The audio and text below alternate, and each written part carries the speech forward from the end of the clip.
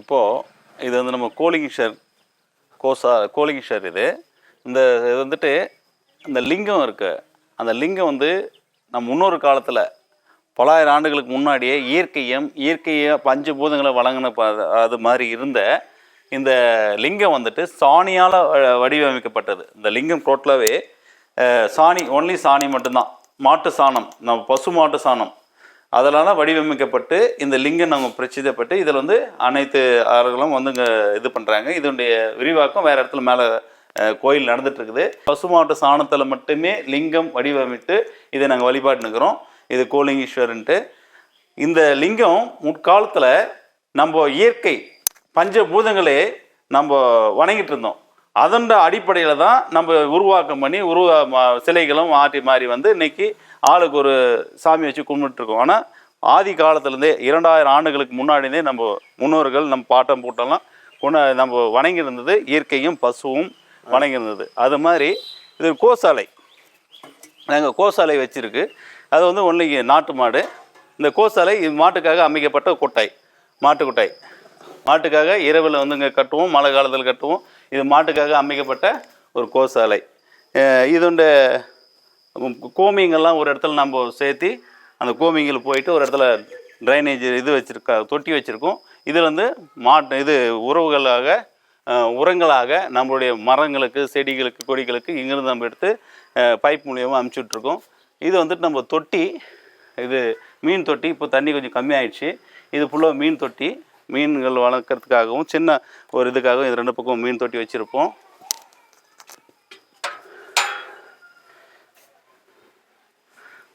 Hello, சரிடா வந்துட்டா.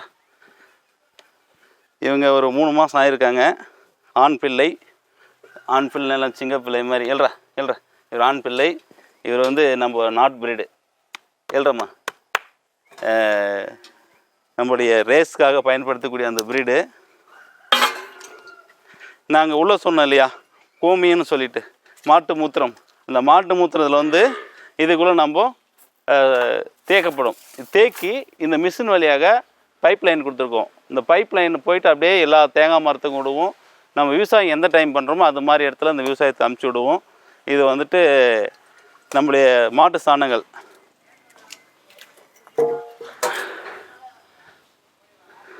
இருப்பா, ஹை வர. இப்போ வந்து இவர் எங்கள் வீட்டுடைய செல்லப்பிள்ளை. இந்த அம்மா வந்து இதோட 5வது கன்று கொடுத்துட்டாங்க. வந்து இந்த ப்ரீடு வந்து ரொம்ப நாட்களுக்கு முன்னாடியே நம்ம பயன்படுத்திகிட்டு இருந்தது. இப்போது நம்ம கேட்ட அழிஞ்சு இதோட பராமரிப்பு கொஞ்சம் அதிகம் மட்டும் இல்லாமல் கொஞ்சம் பாசக்காரப்பு இல்லை, ரொம்ப பாசக்காரப்பு இல்லை. நம்ம எதனா பண்ணுங்களா நம்ம கூட ரொம்ப பாசமாக இருக்கும். தவறுன்னு தெரிஞ்சாலும் தூக்கிறோம். அண்ணன் சீமான் அண்ணன் மாதிரி தவறுன்னு தெரிஞ்சால் டே நீ யாராக தான் இருறான்னு கேட்குற மாதிரி இவர் வந்து கொஞ்சம் தவறுன்னு தெரிஞ்சான்னா அந்த இடத்துல டக்குன்னு தூக்கிறோம். அதனால் யார் வரத்துக்கும் இதை பயப்படுவாங்க. அதனால் இது எங்களுடைய கோசாலையுடைய தாய்.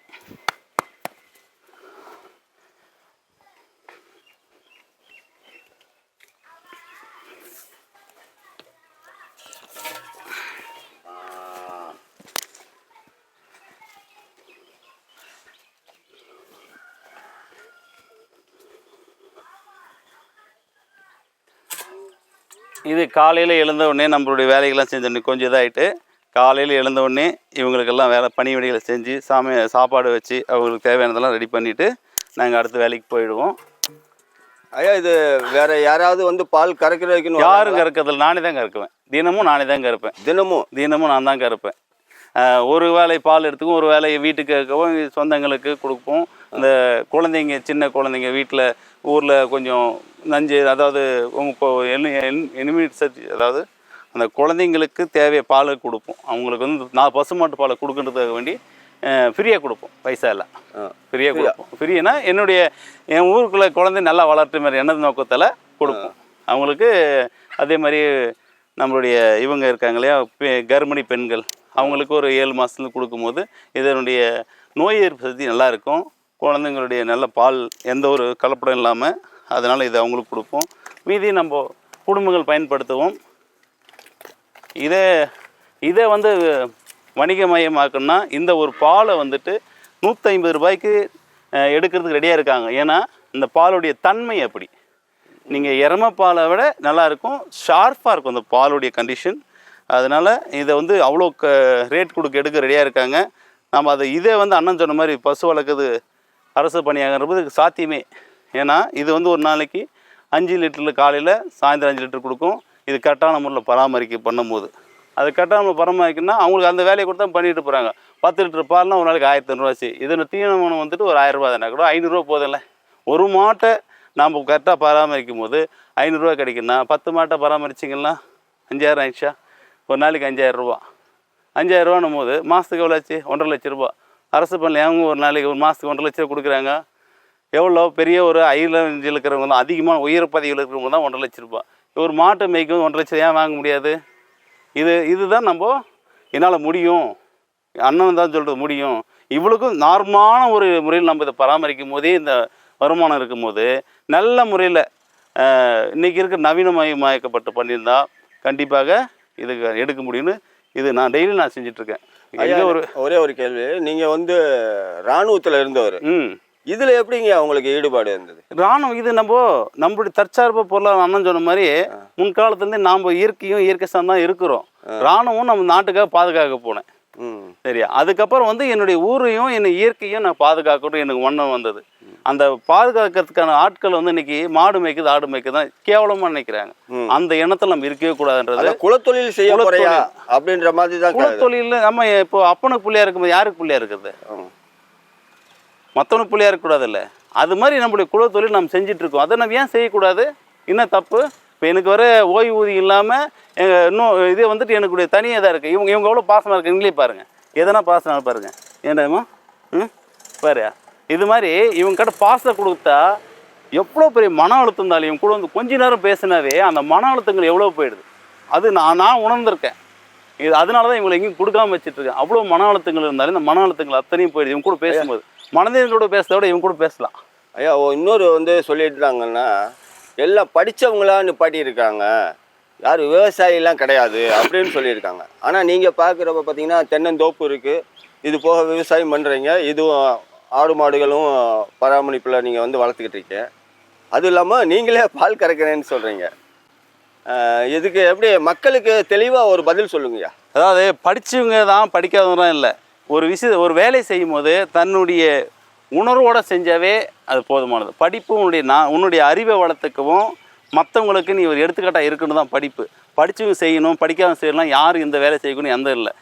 உனக்கு ஒரு வேலை கொடுக்கும்போது படிப்பு ஏன் வேணும்னா அந்த வேலை தெளிவாக புரிஞ்சுக்கிட்டு எல்லாருக்கும் புரியும்படியாக செய்யறது தான் படிப்பு கேட்குற அண்ணன். ஏன்னா உனக்கு நாளைக்கு வருங்காலத்தில் இந்த நாட்டை நான் உங்கள்கிட்ட நீங்கள் ஒரு இடத்த பகுதி எடுக்கிறீங்கன்னா அந்த வேலையை கொடுக்கும்போது நல்ல முறையில் செய்யணுன்றதுக்காக வேண்டி அண்ணன் படிப்பு கேட்குறத தவிர நீ படித்தாதான் உனக்கு சீட்டு, படித்தாதான் நோட்டுன்றதில்லை.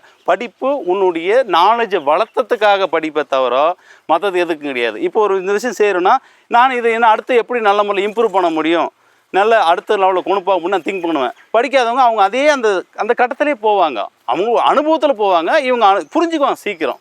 அந்த அண்டர்ஸ்டாண்டிங், அதாவது அந்த புரிதலுக்காக வேண்டி தான் இந்த படிப்பை தவிர படிப்பை தான் நம்ம சோறு போடும்ன்றத விட படிப்பு இல்லாமல் சோறு போட்டுக்கலாம். நம்ம படிப்பு இல்லாத ஏன் எங்கள் தாத்தா மாதிரிலாம் என்ன படிச்சிருந்தாரு, அவங்களாம் செய்யலையா? நம்மளால் என்ன அமைதியாடுறமா அவங்களாம் செய்யலையா? இது ஏன் இதை கட்டுறேன்னா கொஞ்ச நாள் இது கொஞ்சம் காலைகளை தூக்கணும் இல்லையா, நம்முடைய முன்னேற்பாடாக கொஞ்சம் செஞ்சதுக்காக வேண்டி காலை கட்டிக்கிறேன். நம்முடைய தற்காப்புக்குன்னு சொல்லுவாங்க இல்லையா, அதுக்காக வேண்டி காலை கட்டிக்கிறேன். வேறு இவங்க கொஞ்சம் பாசக்கார பிள்ளை, கொஞ்சம் வலிச்சா கூட அம்மா வலிக்குதுன்னாங்களா அது மாதிரி அப்பா வலிக்குதுன்ற மாதிரி காலை தூக்குற மாதிரி இவங்க கொஞ்சம் பாசக்கார பிள்ளை.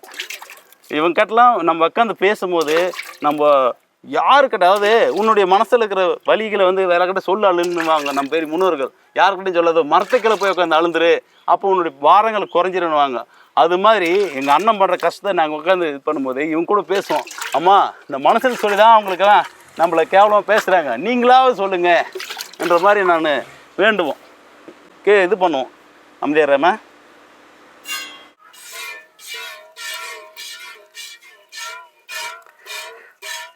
இது செய்யும்போது என்னன்னா மாட்டு சாணம் இப்போ நம்ம கேஸ் இல்லைன்னு சொல்லி எல்லாருக்கிட்டையும் அலைஞ்சு நிற்கிறோம் ஒரு மக்களும். இதில் இந்த மாட்டு சாணத்தில் நம்ம ஐயா பெரியவர் சொன்ன மாதிரி மாட்டு சாணத்துலேயே நம்ம கேஸு இது ஏற்கனவே நாங்கள் ஒரு டைம் எங்கள் அப்பா காலத்தில் செஞ்சுட்டு இருந்தோம். இப்போ அது முடியாமல் போச்சு. இப்போ அந்த கேஸுக்கு நம்மளே எல்லாருக்கும் சப்ளை கொடுக்கலாம். அது மாதிரி கேஸ் உருவாக்கலாம். தனியாக ஒரு பிளான்ட்டை வச்சு நம்ம எல்லோரும் கேஸ் கொடுக்கலாம். அது ஐயா அண்ணன் தான் சொல்கிறாரு, நீ ஏன்டா அங்கோட போய் கையேந்தி நிற்கிற, உங்காட்ட இருக்கிறத விட்டு அடுத்தவங்கள்ட்ட போய் கையேந்தி நிற்கிற, அந்த உங்காட்ட இருக்கிறத நீங்களே இதை பயன்படுத்திக்கலாமே அப்படின்னு அண்ணன் சொல்கிறோடைய அந்த வார்த்தை இதுக்கு தான். நம்ம வந்து கேவலம் அன்றைக்கி நினைக்கிறோம், ஒரு காலத்தில் அடாடா இப்படி சொன்னாரே, இப்போ நம்மளால் சொல்லும் போது தான் யாரும் காது கேட்கல. எங்கள் அப்பா அவர் சொன்னதை யாரும் பெருசாக நம்ப. இப்போது இயற்கை தேடி பொண்ணுக்கிறாங்க. அவங்க ஐடி ஃபீல்டில் 2 லட்சம் 3 லட்சம் சம்பளம் வாங்கிட்டு அந்த சம்பளத்துக்கு இது சம்பளம் முக்கியம் இல்லை, நம்ம உடலும் நம்ம உயிரும் நம்ம இயற்கை முக்கியம் அப்படின்னு சொல்கிறாங்க இல்லையா. எல்லாம் ஐடி ஏதாவது அவங்களாம் வந்து ஒர்க் பண்ணுற மாதிரி இது ரொம்ப முக்கியமான ஒரு நம்ம தருணத்தில் இருக்கிறோம்.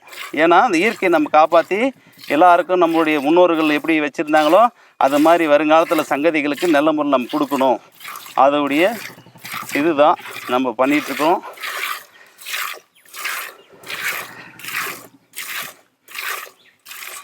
இது மாதிரி செய்யும்போது நீங்கள் உடற்பயிற்சி செய்யறதுக்கு எங்கே போவோம், உடற்பயிற்சி கூடத்துக்கு போவோமா, அதுக்கு அவருக்கு பீஸை கொடுக்குமா, அதுக்கு ஒரு வாதியரை வச்சுட்ருப்போமா.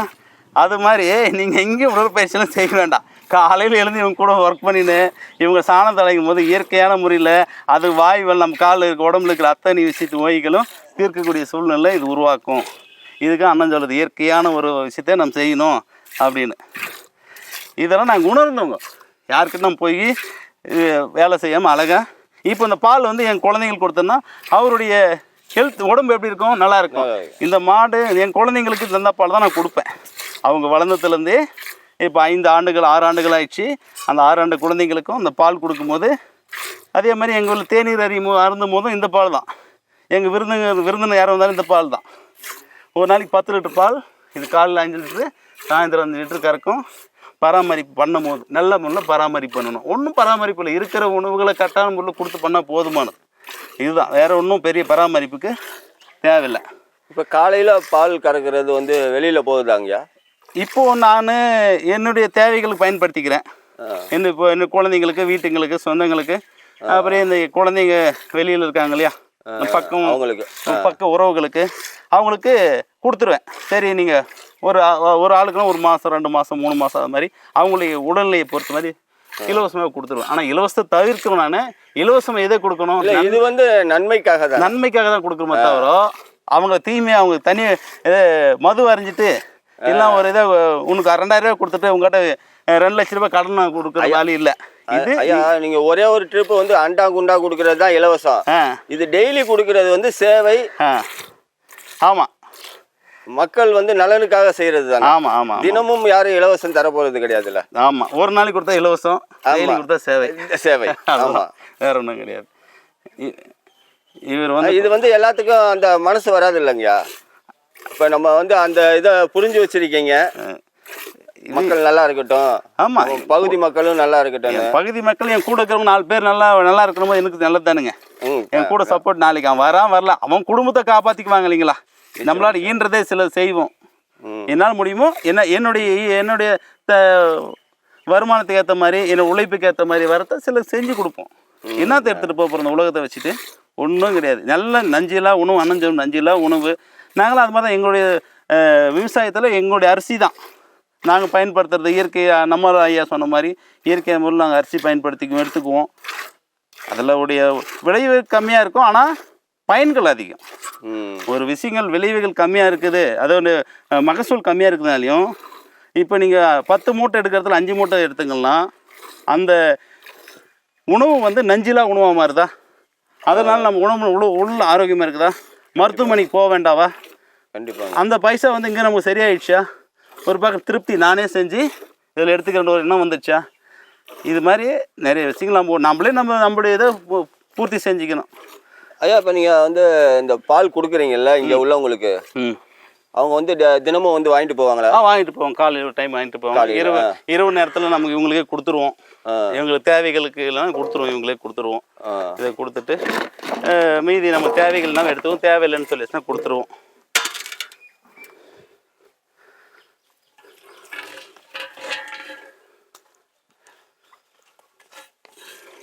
மேடம்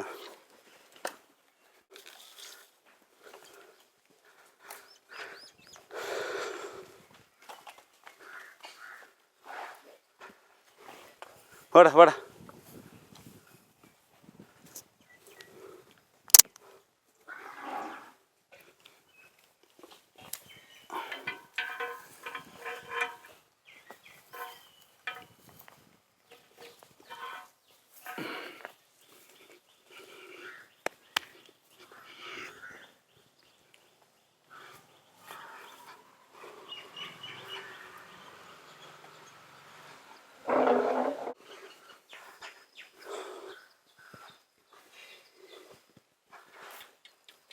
ஐயா வந்துட்டாங்களா?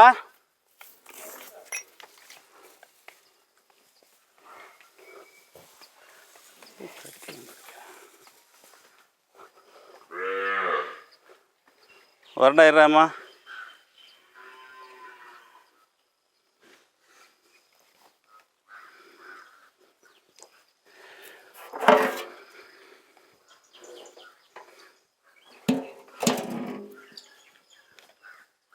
அது கார்த்தி வந்துட்டார் அண்ணாமலையா. வந்து அந்த பில்லை கொஞ்சம் தள்ள சொல்லணும். பில் கட்டு சொல்லுங்கள் அவருக்கு தள்ள சொல்லுவார். வர இப்போ அண்ணன் சொன்ன மாதிரி கண்ணுக்கு இருந்த பாலை கொடுத்து மீதி கண்ணுக்கு கொடுத்துருந்தாரு பாரு. இந்த முறை தான். இப்போ அது முதல்ல பால் கொடுத்துச்சா, அது தேவைகளை குடிச்சிச்சா பாரு. என்னை விட்றான்னு இழுக்குது. கொடுத்துச்சா. இப்போது ஒரு மனுஷனுக்கு எவ்வளோ தேவையோ அந்த தேவைக்கு போக என்ன பண்ண போகிறோம், அடுத்தவங்களுக்கு கொடுக்கணும்னு நினைக்கிறோமா, அந்த அடுத்தவங்களுக்கு கொடுக்குற நினைக்க தான் இப்போ நம்ம செய்ய போகிறது. இப்போ பால் கறக்கிறோம்.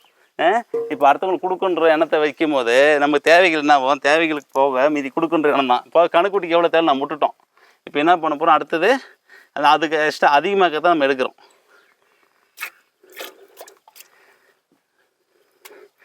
ஒரே விட்டா அதுக்கு தேவையெல்லாம் இழுத்துருச்சு. கொஞ்சம் நான் அவங்க கூட பேசிகிட்டு இருந்தேன் வேற ஆளுங்க கிட்ட. அந்த நிமிஷத்தில் சர்றன்னு மிஷின் போட்ட மாதிரி இழுத்துருவார் அவர். ஒரே கொஞ்சம் ஏமாந்துங்கலாம் மொத்தையும் அவர் இழுத்துருவார். அது மாதிரி தான் நம்ம இலவசம் சொல்லி ஒன்று கொடுத்து போட்டு நம்மளெல்லாம் இழுத்துடுறாங்க.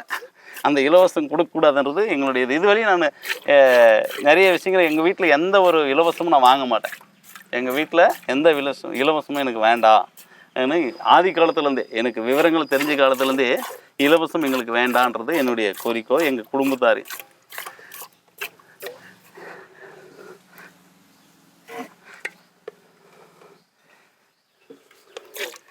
ஏன்டாம்மா சரியா நிற்கல்ற நீ தங்கம்.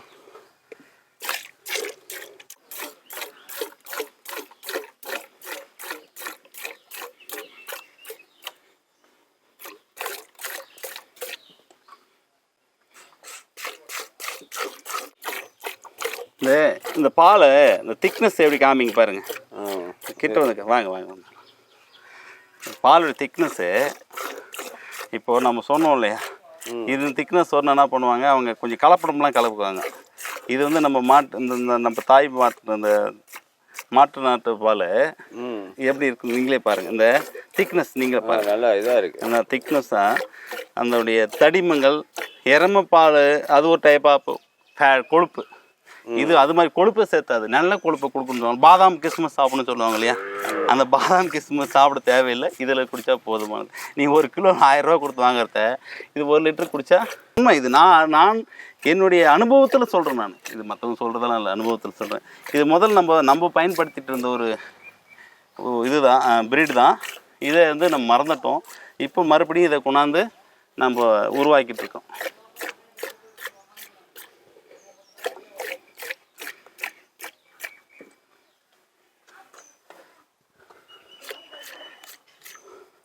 அமைதியார தங்கம்.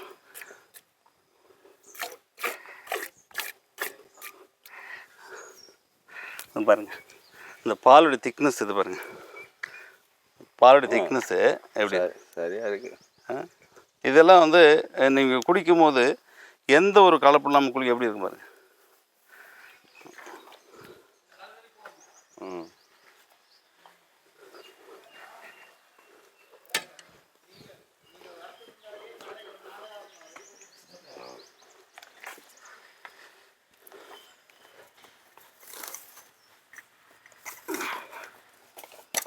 இல்லை அங்கேயே போட்டுருக்கலாம். சரி கறந்துட்டு அப்புறம் இருற போட போட போட போட வந்துட்டாங்களா கார்த்தி அவங்கெல்லாம் இப்போ?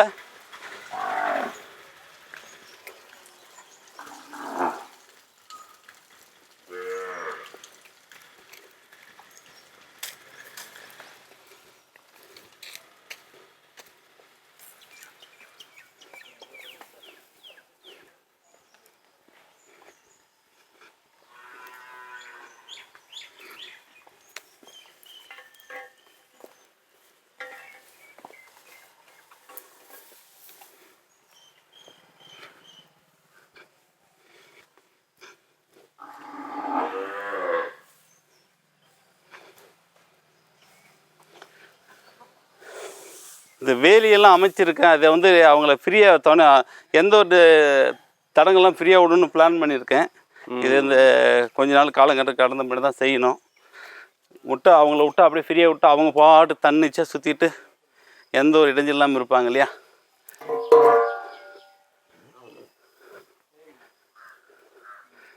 ஐயா அவங்க சின்ன ஒரு அந்த பாத்திரத்துக்கு போயிடுங்க.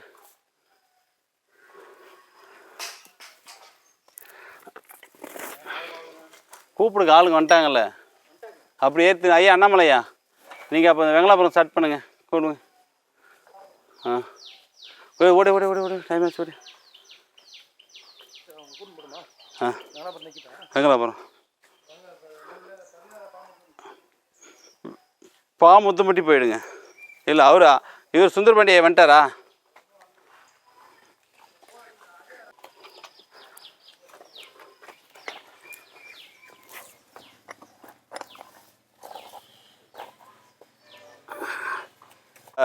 ஐயா ஐயா புரியுதுவையா, அவங்கள கூப்பிட்டு நம்ம வெங்கலாபுரத்தில் போய் நில்லுங்க. வெங்கலாபுரத்தில் அப்படியே ஸ்டார்ட் பண்ணி முத்தம்பட்டிக்கு போயிடலாம். மக்கள் எல்லாம் ஒரு உறவுகள் வராங்கள்ல, அவங்களாம் கூப்பிட்டு தேவையான விளம்பரத்துக்கு தேவையான பொருளெல்லாம் எடுத்துகிட்டு மூவ் பண்ணுங்கள். இப்போ அவ்வளோதான், பால் கறந்துட்டு ஒரு மாடு முடிஞ்சிச்சு. அது கறந்துட்டு நான் அப்படியே வந்துடுறேன் களத்துக்கு. ஓகேவா? கொஞ்சம் எல்லோரும் கூப்பிடுங்க, உறவுங்களாம் கூப்பிடுங்க, சகோதரன் கூப்பிடுங்க. அவ்வளோதான், கிளம்பலாம். அவ்வளோதான், முடிஞ்சது, கிளம்பலாம். மக்கள் கட்டி போய் நம்ம சந்திப்போம்.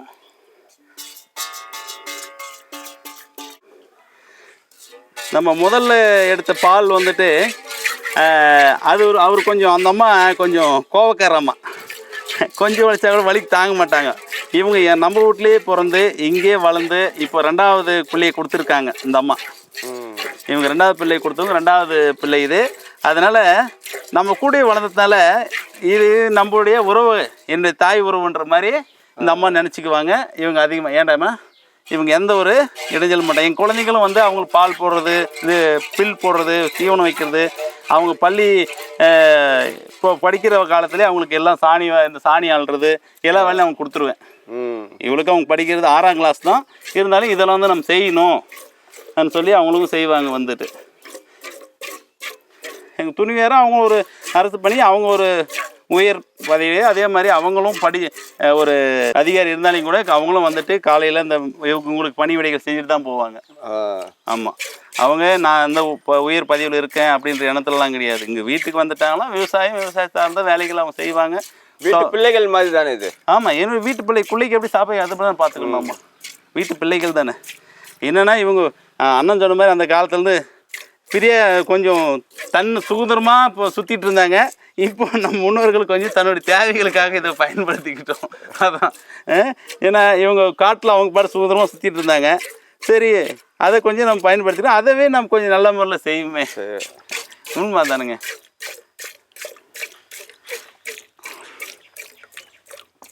இப்போ கறக்கிறப்ப தெரியுமாங்க இவ்வளோதான் இருக்குன்னு? ஆமாம், இன்னைக்கு நேற்று கொஞ்சம் நம்ம களப்பணிக்கெல்லாம் போனதால கொஞ்சம் வேலையாட்கள் ஒருத்தர் 2 பேர் வருவாங்க, அவங்களும் வராமல் போயிட்டேன் களப்பணி இருந்தால கொஞ்சம். அதனால இது இன்னைக்கு பாலுடைய கொஞ்சம் கம்மியாக தான் இருக்குது. ஏன்னா அதுக்கு தேவையான உணவுகள் கொஞ்சம் கம்மியாக கொடுத்துருக்காங்க.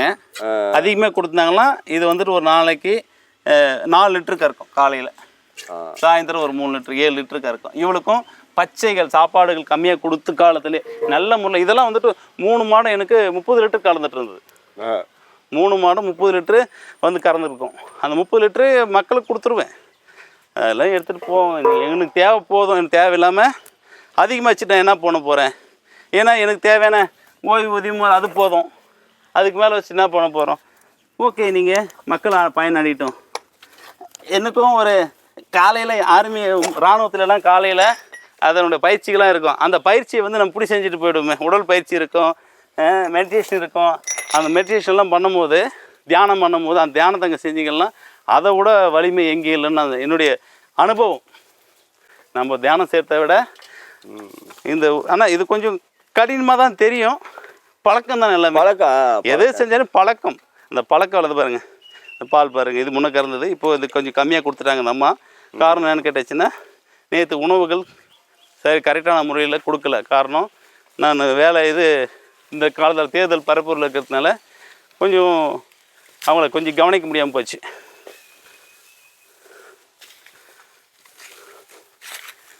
இருறாம்மா இருறா, வர வர வர டைம் ஆச்சு. ஓடுற டைம் ஆச்சு. ஓடுற தங்கம்.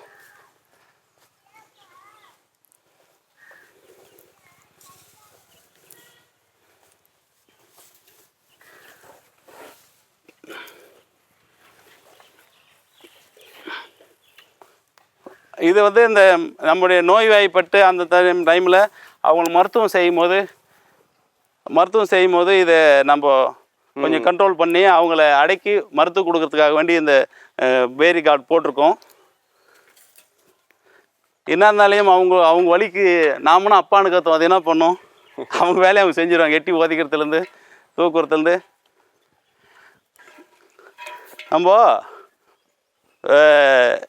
நம்மளை ஒரு பிரசவ காலத்தில் ஆகட்டும், நோய் நொடி காலத்தில் ஆகட்டும், ஆப்ரேஷன் பண்ணும்போது, அறுவை சிகிச்சை பண்ணும்போது என்ன பண்ணுவோம், மயக்க மருந்து கொடுத்து தன்னை மறக்கிற மருந்து கொடுத்துருவாங்க. ஆனால் இவங்களுக்கு மயக்க மருந்து கொடுக்காம பண்ணோம்னா இது மாதிரி கொஞ்சம் ஏன்னா விலங்கு தானே. இந்த பில் நம்ம தோட்டத்தில் விளைஞ்சிட்டு தான் இந்த பில்லை வந்து அவங்களுக்கு கொடுத்துருவோம். ஒரு 11 மணிக்கு அவங்களுக்கு தேவையான உணவுகள் வச்சுருவோம். எல்லாம் நம்ம உறவுகள்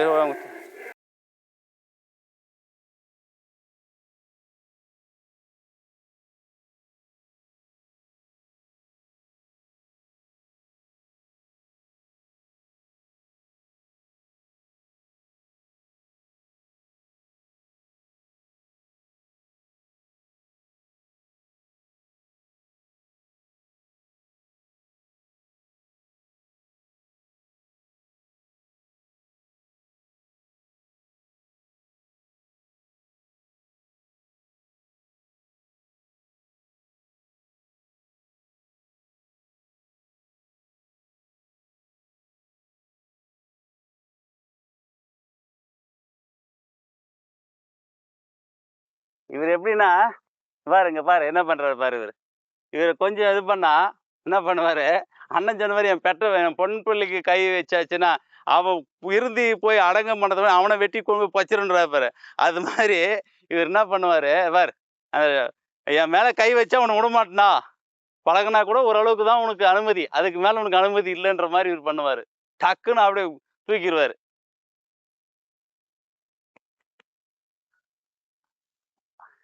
அப்பனா இருந்தாலும் ஒரு அளவுக்கு மேலே உனக்கு அனுமதி இல்லைன்ற கணக்கு தான் அது. இது உண்மை. அது அவர் அப்படிதான் பண்ணும். கொஞ்சம் இதோனா அப்படியே பிடிச்சி டப்புன்னு தூக்குவார்.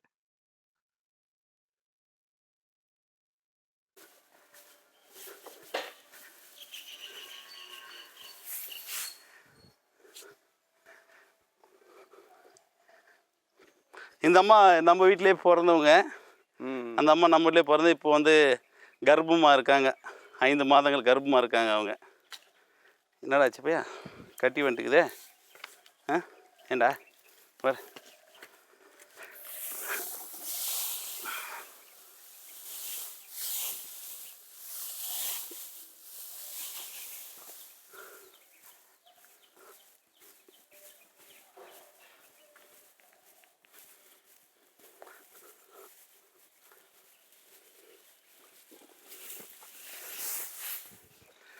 இது வந்து சாணம் வந்து முறையாக நம்ம பயன்படுத்தணும், வைக்கணும். இது வந்து சாணம். இந்த சாணம் இவங்க போட்ட ஒரு ஆண்டுக்குரிய சாணம். இது ஒரு ஆண்டுக்குள் மேற்பட்ட சாணங்கள் இருக்குது. இந்த உரம் வந்துட்டு நீங்கள் இயற்கையான முறை உரம். இந்த ஈரத்தை வந்து உயிரியா தேவையில்லை, பொட்டாஷ் தேவையில்லை, என்னும் தேவையில்லை. இப்படி போடும்போது அதனுடைய மகசூல் வந்து ரொம்ப ரொம்ப நல்லாயிருக்கும். இப்போ படிச்சுக்கு தான் அந்த வேலை செய்யணும், படிக்க தான் செய்யலை. எதை செஞ்சாலும் தன்னை விருப்பி தன்னுடைய இயற்கைக்காக நல்லா நடக்கணும் செய்யும்போது படிக்கணும்னு தேவையில்லை. படிச்சு செய்யக்கூடாதுன்னு யாரும் சொல்லலையே. அதான் எந்த ஒரு இடத்துல நேற்று ஆட்டு புழுக்கை வந்து மலை மாதிரி குமிச்சு வச்சு அது வந்து ஒரு புழுக்கை ஒரு ஆட்டுடைய அந்த எருவு 10,000 ரூபா. ஒரு சின்ன மலை மாதிரி ஆமாம், அந்த மலடி ஓரத்தில் அந்த இயற்கையாக சாப்பிட்டு அது வந்து சாணமாக போட்டு அதை நம்ம இதில் போடும்போது விவசாயத்தில் பயன்படுத்தும் போது அவ்வளோ நல்ல மகசூல் இருக்கும். அந்த மகசூல் வந்துட்டு இயற்கையான முறையே தான் அது. இதை வந்துட்டு நம்ம என்ன பண்ண போகிறோம், வாய்மா வர டைம் ஆச்சு, ஒரு டைம் ஆச்சு, போகலாம், மக்கள் கட்ட போகலாம். போய் எப்பா நாங்கள் ஆடு மாடு வைக்கிறதுலாம் தப்புன்னு சொல்கிறேங்க. தப்பு இல்லைப்பா, படிப்பு முக்கியம் இல்லை.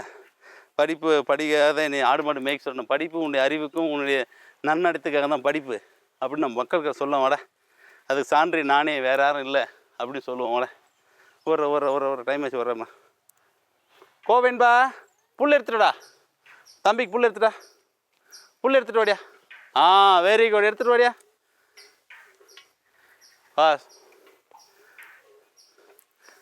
வா ஓடியா, போடுவாங்க. முதல்ல பொறியுமே கீழே விழாமல் எடுத்துட்டு வாங்க. வா அப்படியே வா ஓடியா கொடுக்கும் வா. அம்மா நீ எப்படிமா உனக்கு என்றைக்குமா முட்டியிருக்காது.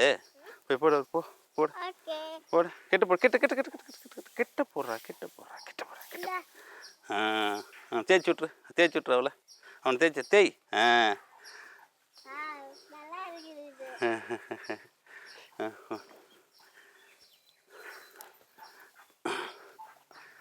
புள்ளையிட அவங்க மாட்டை கொஞ்சம் போட கொண்டு போய் புடி வந்து பார்க்க. இந்த வாடா இருறாடப்பா இருறா எடு. வா கோவின் பாய் நீங்கள் கொஞ்சம் எடுங்க. எடுத்துகிட்டு போய் பெரியம்மா அந்த மாட்டுக்கு போடுங்க. ஏதோ உங்களுக்கு பிடிச்ச மாட்டுக்கு போடுங்க. எடுத்துகிட்டு போங்க.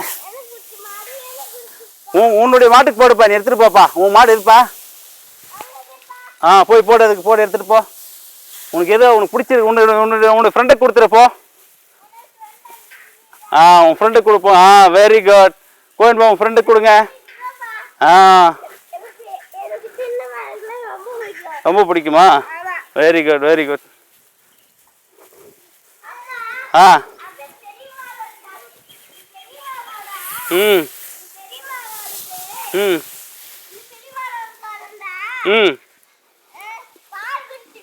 ஆமாம், இப்போ பால் எடுத்தோன்னே நம்ம அதனால பால் குடிச்சு பாரு. அந்த பாரு அவரும் குடிச்சிட்டு இருக்கான் பாரு. வாங்க. அவங்கள கட்டிட்டேன். அவங்க எல்லாரையும் கூட்டு வெளியே போயிடுவாங்களா, அதனால கட்டி விட்டேன். அவங்க 2 பேரையும் பால் குடிச்சிட்டு இருக்காங்களா, அப்புறம் வந்து அவங்க அம்மா கூட இருந்துருவாங்களா, அதெல்லாம் நம்ம கட்டி விடல. ஏன்னா பெரியவங்கள கட்டி விட்டா அவர் என்ன பண்ணுவார், ஒரு குழு அது வழி நடத்தி அண்ணன் எப்படி நம்ம பெரியப்ப சீமான இப்போ எடுத்துகிட்டு போகிறாரு நம்ம நல்ல முறையில், அது மாதிரி அவர் என்ன பண்ணுவார், அவர் கூட்டு வேற எங்கேயும் சாப்பிட்றதுக்கு கூப்பிட்டு போயிடுவார். அதனால வேண்டாம் நீ இரு, இங்கே போதிக்கு இங்கே இருன்னு சொல்லி நம்ம கட்டிட்டு நம்ம அடுத்த வேலைக்கு போகலாம். மகிழ்ச்சி.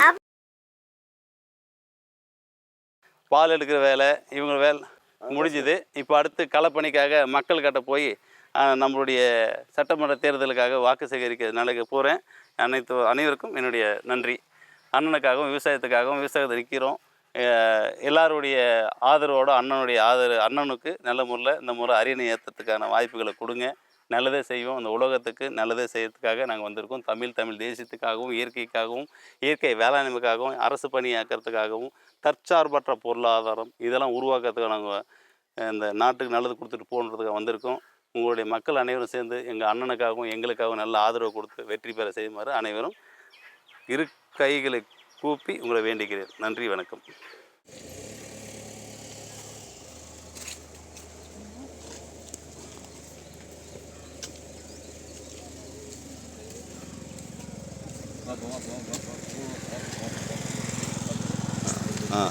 அது